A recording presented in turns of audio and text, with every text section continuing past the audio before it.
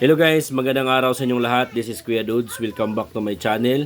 At kung bago pa lang kayo dito sa ating YouTube channel mga kaibigan, don't forget to subscribe para updated po kayo sa panibagong video natin. So kung gusto niyo mag-apply sa Foodpanda mga kaibigan, sa comment section mayroon tayong referral link at kayo po i-refer ko para makapasok kayo sa Foodpanda.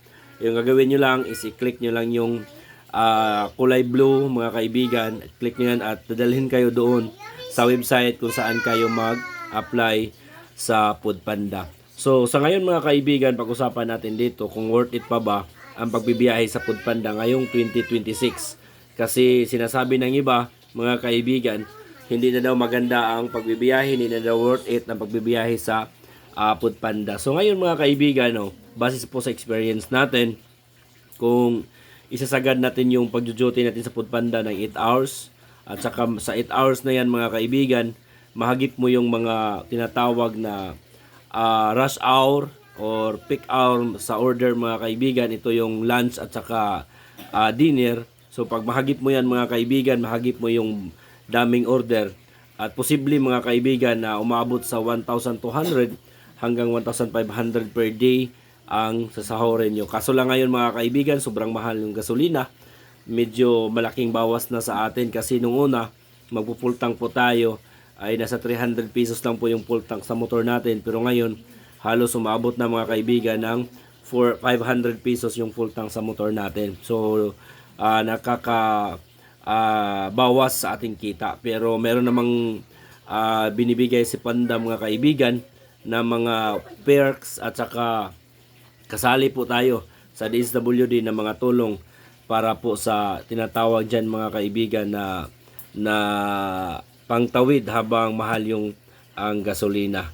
So ngayon pag-usapan natin kung ano ba yung mga deduction sa ating pagbibiyahe mga kaibigan sa ating kita. So pagpalagay na lang natin, pag sinagad natin yung 8 oras yung duty natin, pagpalagay lang natin na 1,200, yan yung pinaka-minimum. So 1,000 to 1,200 mga kaibigan, 8 hours po yan. At mahagip po yung dalawang peak hours niyan, yung dinner at saka lunch. So yung gasolina dyan mga kaibigan, ibabase na lang natin sa normal, hindi mataas yung gasolina, is umabot siguro ng 150. So pagpalagay na lang natin 150. Tapos maintenance ng motor, 100 per day.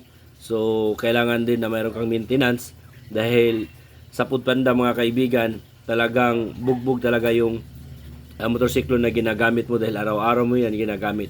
So pagkain mga kaibigan, so umabot yan ng 100 dahil medyo mataas na yung mga kainan ngayon at saka mag-snack pa. Pero sa kinikwenta natin dito mga kaibigan, base po sa ating ay itong 1,200, ito po ay only income natin na lumalabas sa apps. Pero sa actual yan mga kaibigan, mas malaki pa dahil mayroon pang mga tip yung mga customer natin. Lalong-lalo na mayroong mga customer na galante, mga customer na medyo alam nila kung ano kahirap itong trabaho natin. Grabe yung natin, pagod dahil sa init at saka ulan. So minsan hindi nakukunin nila yung mga sukli, yung mga barya mga kaibigan, no? So minsan 50, 60, minsan 100, meron silang mga tip. So ang total expenses po natin mga kaibigan sa 1,200 is 350. So yung 350 na yan, i-deduct natin sa 1,200 is nasa 850 po yung net natin. So hindi na masama mga kaibigan pag ikaw ay kumikita ng 850 pesos per day, ay para na din na ikaw ay isang nagtatrabaho doon sa Metro Maynila. So hindi ko alam kung magkano yung rate sa Metro Manila. Pero sa pagkaalam ko, nasa 600 pesos per day pa po ngayon mga kaibigan itong minimum rate sa Maynila. So itong 850 per day mga kaibigan na kinikita mo kung ikaw isang Foodpanda rider, take home mo yan araw-araw. So sinasabi ko na yan, take home mo yan araw-araw mga kaibigan, no? Sa 8 oras na biyahe bilang Foodpanda rider, kumikita ka ng 1,200.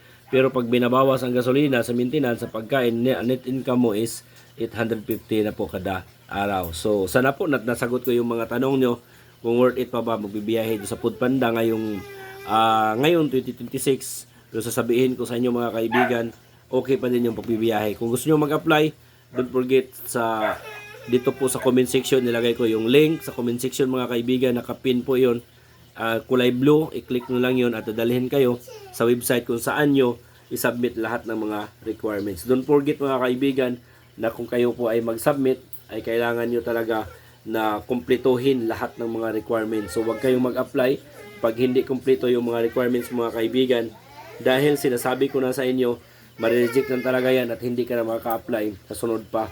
Dahil karamihan sa mga tanong sa YouTube natin, dito sa channel natin, na hindi na daw sila makaka-apply at laging rejected na po yung application nila. So maraming salamat mga kaibigan. Don't forget to subscribe. This is Kuya Dudes.